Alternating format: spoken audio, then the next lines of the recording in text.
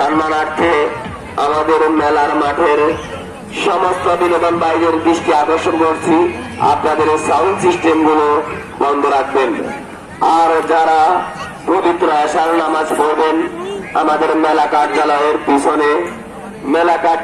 পিছনে নামাজ ব্যবস্থা রয়েছে, নামাজ পড়তে পারবেন। আর মেলা কার্যালয়ের পশ্চিম পাশে মহিলাদের জন্য নামাজের সুব্যবস্থা রয়েছে, আপনারা সেখানে এশার নামাজ আদায় করতে পারবেন। ধন্যবাদ।